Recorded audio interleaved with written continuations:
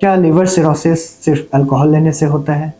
क्या लीवर कोई डोनेट कर रहा है तो क्या अपनी ज़िंदगी खतरे में डाल रहा है? क्या जॉन्डिस का मतलब लीवर कैंसर होता है?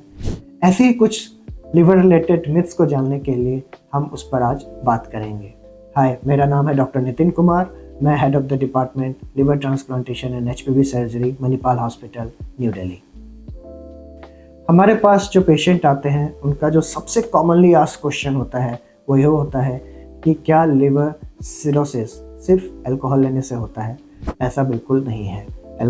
लिवर सिरोसिस होने के कई कारण होते हैं, उसमें से वायरल हेपेटाइटिस एक मुख्य कारण है। हेपेटाइटिस बी और हेपेटाइटिस सी के कारण भी लिवर सिरोसिस हो सकता है। इसके अलावा आजकल जो सबसे महत्वपूर्ण कारण है वो है ओबेसिटी, वेट का बढ़ना और उसके कारण फैटी लिवर होना और उसके कारण फिर सिरोसिस का डेवलप होना एक महत्वपूर्ण कारण है। इसके अलावा ऑटो इम्यून लिवर डिजीजेज होते हैं जो हमारी खुद की इम्यूनिटी लिवर को डैमेज करने लगती है, उसके कारण भी सिरोसिस बन सकता है। दूसरा जो कॉमनली आस्क्ड क्वेश्चन है जो लिवर ट्रांसप्लांट से रिलेटेड होता है, जो हमसे हमारे डोनर पूछते हैं, जो प्रोस्पेक्टिव डोनर होते हैं वो हमसे पूछते हैं क्या हम जब डोनेट कर रहे हैं तो क्या अपनी लाइफ को रिस्क में डाल रहे हैं? देखिए, लिवर डोनेशन एक बहुत ही सेफ प्रोसेस है, लेकिन लिवर डोनेशन में रिस्क टू लाइफ 1 in 700 होता है। कोई ये नहीं कह सकता कि इसमें 0% रिस्क है, हालांकि रिस्क बहुत ही कम होता है। जब भी हम किसी लिवर डोनर के ऑपरेशन की बात करते हैं या लिवर डोनर के इवैल्यूएशन की बात करते हैं तो हम इंटायर बॉडी चेकअप करते हैं और ये देखते हैं कि उनमें किसी कारण से ये रिस्क बढ़ तो नहीं रहा है। जो तीसरा और एक महत्वपूर्ण मिथ है वो ये है कि क्या जॉन्डिस का मतलब लिवर कैंसर होता है? ऐसा बिल्कुल नहीं है।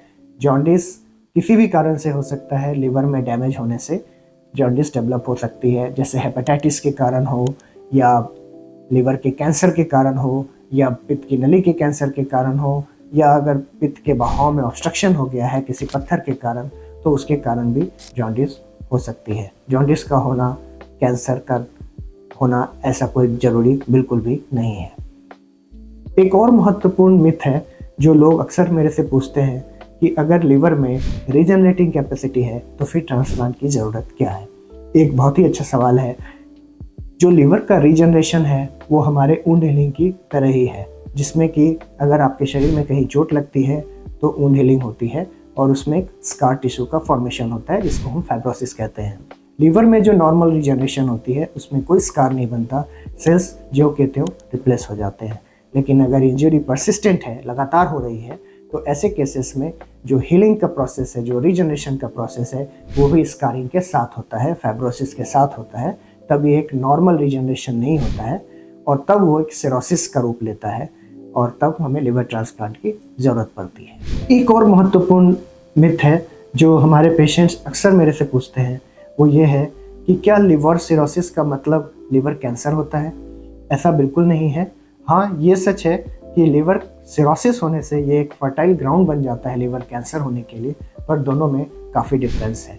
लिवर सिरोसिस एक डिसऑर्डर्ड ग्रोथ है जिसमें रीजनरेशन के साथ साथ स्कारिंग हो रही है, लेकिन लिवर कैंसर एक ऐसा सिचुएशन है जिसमें अनकंट्रोल्ड ग्रोथ हो रहा है और एक नासूर का रूप ले लिया है। आज के इस वीडियो से जो आपके मिथ्स थे उसका जवाब आपको मिला होगा। हम आने वाले समय में ऐसे ही और वीडियो लाते रहेंगे।